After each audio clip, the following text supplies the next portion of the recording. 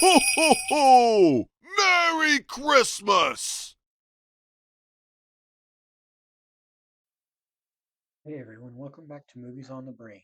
Today we're getting into the holiday spirit with a spoiler filled review of the 1996 classic Jingle All the Way. Directed by Brian Levant and starring the one and only Arnold Schwarzenegger, this movie is a festive frenzy from start to finish. So grab your hot cocoa, settle in by the fire, and let's dive in to the holiday chaos that is Jingle All the Way. Remember, this is a spoiler review, so if you haven't seen the movie yet, consider this your warning. Let's get started. Now, how did it do in the box office? Well, Jingle All the Way opened in theaters on November 22nd, 1996, with a budget ranging from $60 million to $75 million. During its 10-week 1996 theatrical run, it brought in $60.5 million. The opening weekend in 1996 saw it earn $12.1 million, finishing number 4 in the box office, only behind Ransom, Space Jam, and Star Trek First Contact, numbers 3 through 1 respectively, with Star Trek First Contact also releasing the same weekend. Its final week of its 1996 release saw it earn $730,614 while being shown in 655 theaters, finishing its 1996 theatrical run at number 21. It had a 2022 re-release only New Zealand opening on December 15th, 2022, earning $246. The opening weekend saw it earn $63, finishing number 55 in the New Zealand box office. The final week of its 2-week 2022 run saw it earn $183, finishing its New Zealand box office run at number 37. Now let's get into the plot. Workaholic Minneapolis mattress salesman Howard Langston loves his wife Liz and 9-year-old son Jamie, but rarely finds time for them. He is often put in a bad light by his neighbor divorcee Ted Malton, who harbors unrequited feelings for Liz. After missing Jamie's karate class graduation, Howard resolves to redeem himself by fulfilling his Christmas wish for a Turbo Man action figure, a popular television superhero, despite Liz actually having asked him to buy him one 2 weeks earlier, which Howard forgot about. On Christmas Eve, Howard sets out to buy the toy, finds that every store has sold out, and in the process develops a rivalry with Myron Larrabee, a postal worker father with the same goal. In desperation, Howard attempts to buy a figure from a counterfeit ring run by conmen dressed in Santa suits, which results in a massive fight in the warehouse that is broken up by the police. Howard narrowly escapes arrest by posing as an undercover officer. Exhausted at his failure and out of fuel, Howard goes to a diner and calls home, intending to tell Liz the truth. Jamie answers the phone but keeps reminding him of his promises to be home in time for the annual holiday wintertainment parade. Losing his patience, Howard yells at Jamie and he feels guilty and depressed after Jamie scolds him for not keeping his promises. Howard finds Myron at the diner and they share their experiences over coffee, where Myron tells him it was a resentment towards his own father for failing to get him a Johnny 7 OMA for Christmas. During their conversation, Howard and Myron overhear a radio station advertising a competition for a Turbo Man doll. The ensuing fight between them results in the diner's phone getting disconnected, forcing them to race to the radio station on foot, where the DJ reveals to them that the competition was actually for a Turbo Man gift certificate. The police are alerted, with the DJ having earlier called them when Howard and Myron showed up, but Howard and Myron escape after Myron threatens the officers by pretending one of his packages is a bomb. Officer Alexander Hummel, whom Howard has run into several times already, investigates the package, only to have it detonate in his face, revealing that it actually was a bomb. Upon returning to his suburban, Howard finds it stripped by car thieves. He takes a tow truck home where he finds Ted putting the star on his family's Christmas tree. In retaliation, Howard starts to steal the Turbo Man doll Ted bought for his son Johnny, but can't bring himself to do it. Unfortunately, Liz catches him in the act, and Howard is left alone while his family goes to the Christmas parade with Ted and Johnny.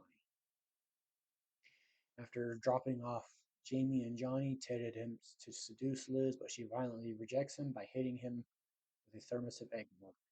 Meanwhile, remembering his promise to Jamie to go to the parade, Howard decides to attend as well, but runs into Hummel again.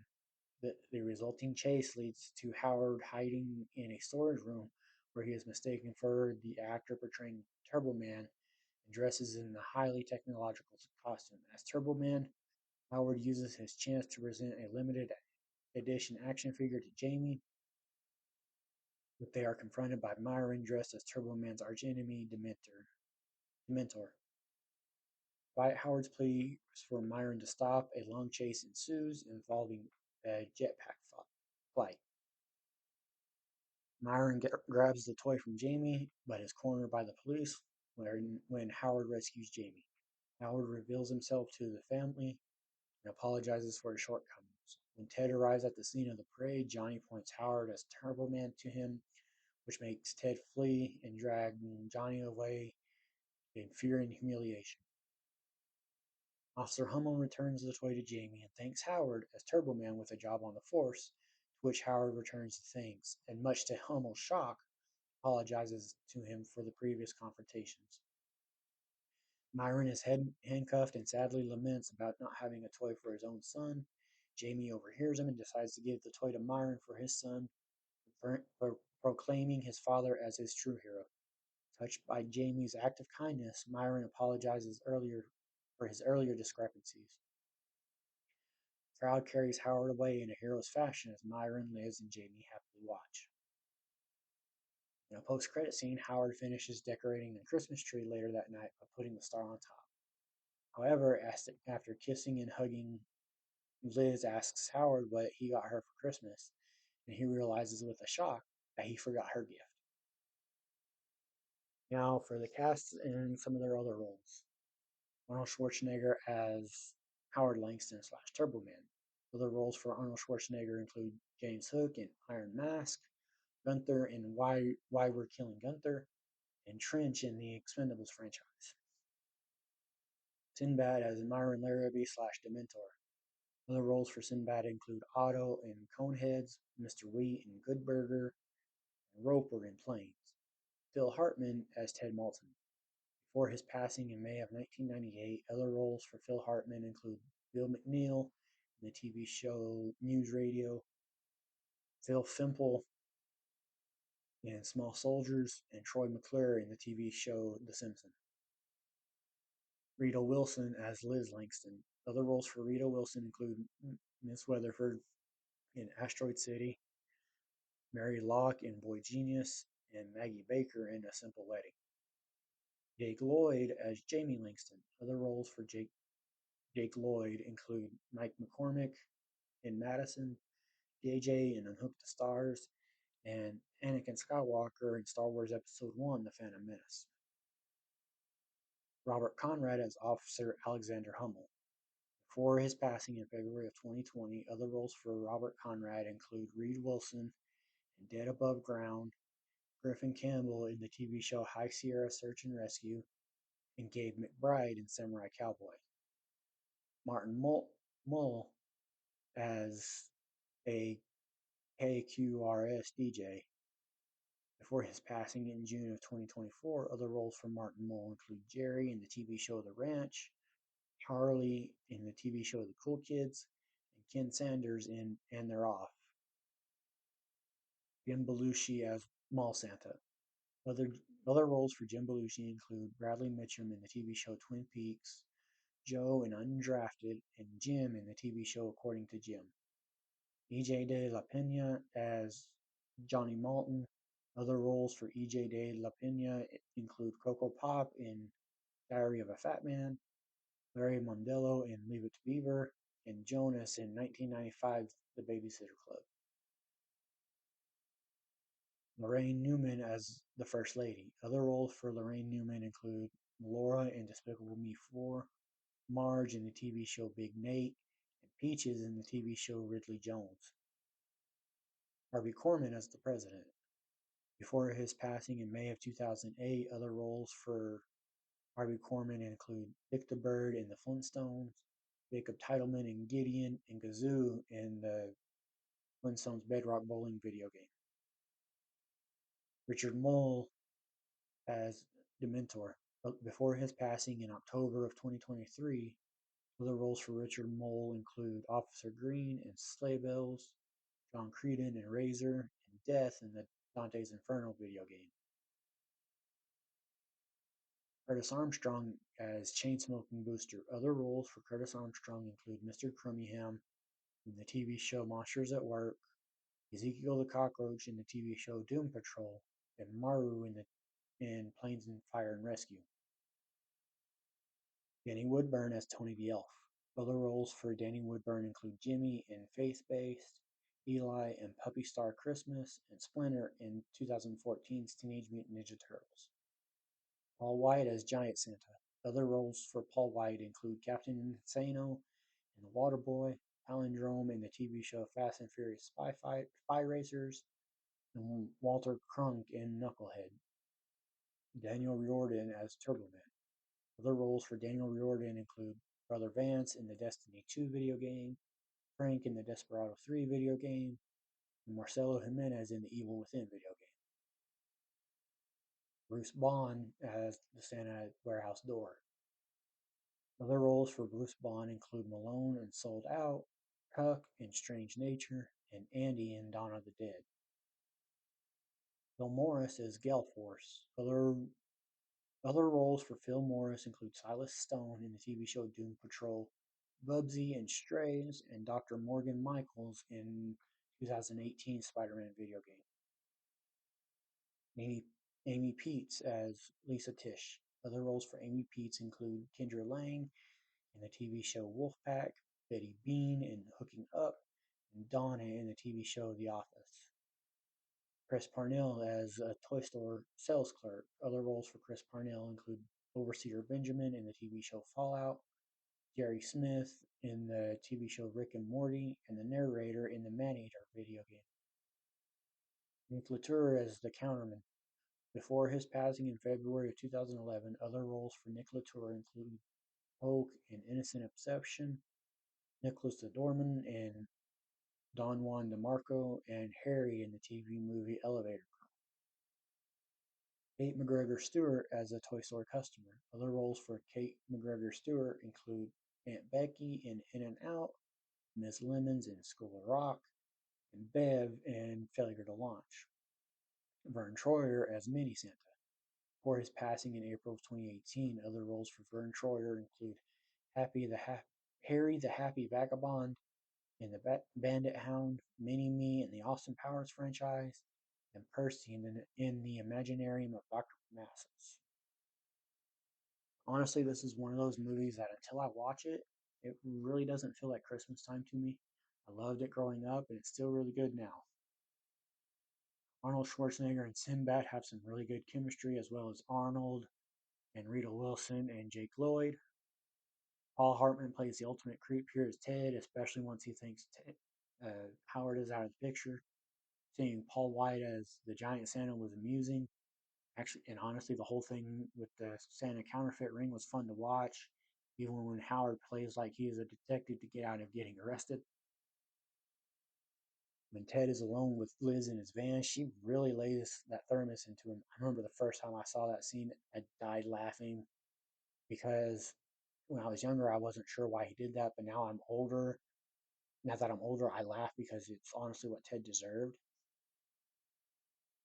The entire Turbo Man and Dementor fight with Howard and Myron under the masks was interesting to watch. Did nobody except the guy under the boomer mask and the guy dressed as the demon team not seem to care that Myron and Howard weren't doing what the script called for?